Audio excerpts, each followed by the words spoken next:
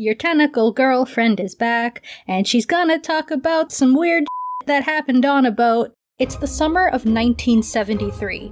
As the Vietnam War rages, news of a bizarre experiment is making headlines all around the world. Said experiment is taking place on an unassuming 12 by 7 meter vessel in the middle of the Atlantic Ocean.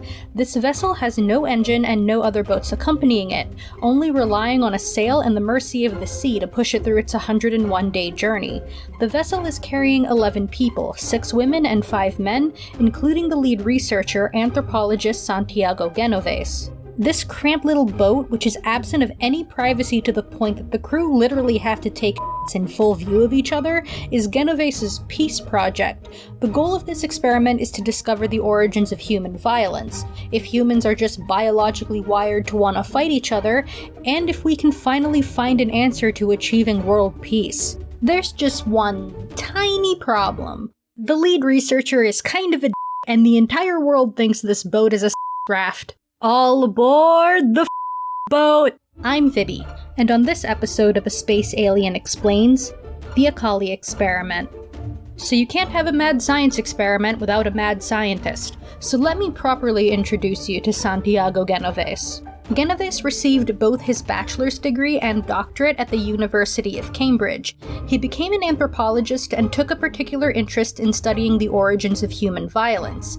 As a child, Genovés had fled the Spanish Civil War, was arrested in France, and held in a concentration camp with the rest of his family. He also survived an incident when the passenger plane he was riding was hijacked on the way to Cuba, and it was this particular event that may have sparked his interest in designing an experiment to study the origins of violence. Genovés had previously participated in the Ra 1 and Ra 2 expeditions, in which Norwegian anthropologist Thor Heyerdahl tried to prove that the ancient Egyptians had the navigational know-how to cross the ocean to North America with only papyrus boats. Ra 1 sank after a storm, but Ra 2 successfully made it across the Atlantic. During the course of these expeditions, Genovés noted that the sea provided a certain kind of isolation that was a perfect testing ground for human behavior, since, well, the only interaction you could have was with other people on your boat, and you couldn't escape these interactions unless you had a real strong desire to be shark food.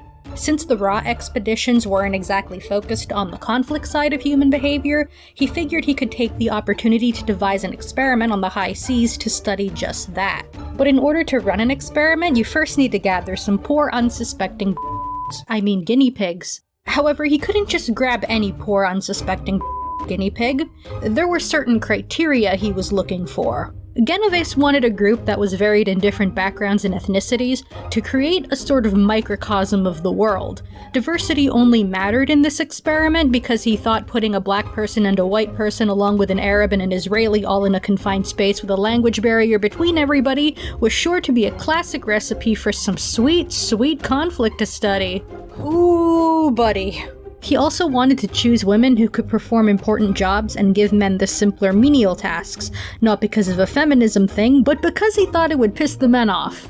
Genovés was also aware of similar behavioral experiments involving monkeys, where males started conflicts with each other to gain access to ovulating females, and wondered if humans would do the same thing. So he expected some on this boat. He expected a lot of on this boat. And to make sure there would be on this boat, Genovés selected only the participants he deemed sexually attractive. So if you got this far and thought to yourself, wait, isn't this just the cast of Love Island or Big Brother or some It's definitely worth noting that this experiment was partly funded by a Mexican TV station. Genovés created the precursor to reality TV, who'da thunk it. With these criteria in mind, and after going through many applications, this was his final list of participants.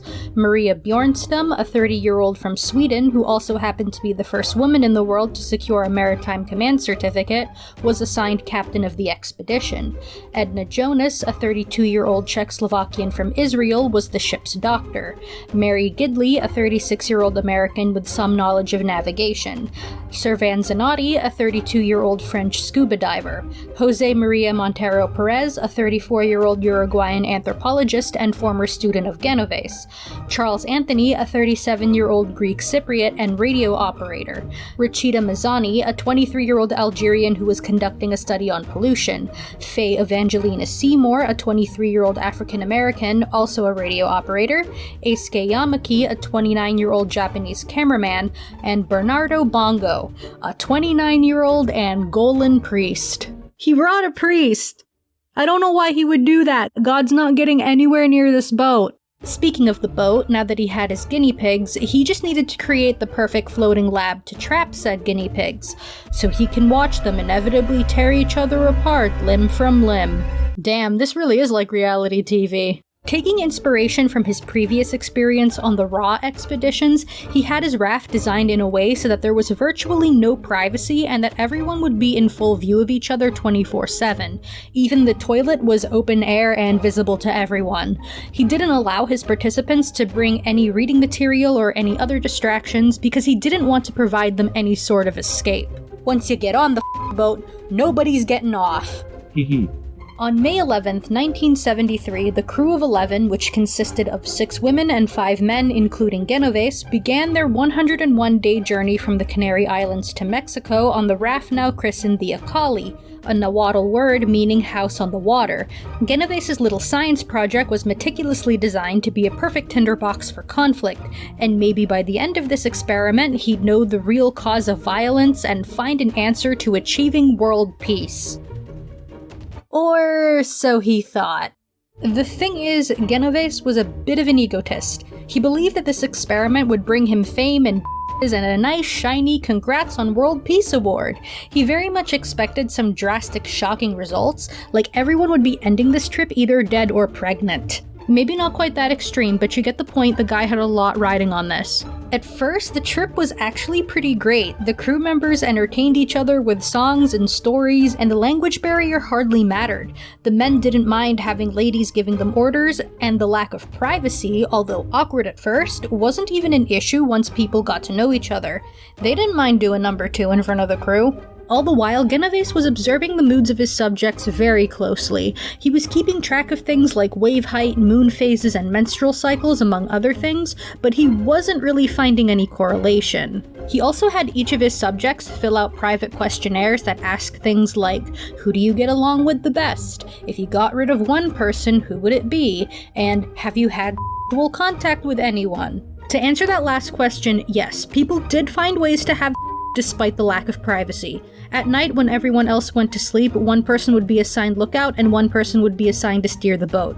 And that was usually when the happened. Someone just had to keep one hand on the helm at all times. I don't care what anyone else got out of this experiment, steering a boat while having is the peak of human innovation, do not at me. Even though people did find ways to there was very little of it happening in actuality. There was one incident of violence though, and that was when someone fished up a small shark and they decided to kill it, but that was it. So it's day 51, so far nothing has happened, it's all butterflies and rainbows, and Genovés is f***ing pissed. He's not getting the results he wanted, so he figures it's time to turn up the heat a little.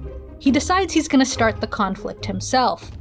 And you bet he's gonna be a little about it. He started reading the answers to the private questionnaires in front of the whole group. He started splashing water on people, completely unprovoked. He threw childish insults. He said something racist to one of the black crew members. The peak of his unabated was when Captain Bjornstam made plans to pull into a port to wait out an approaching hurricane.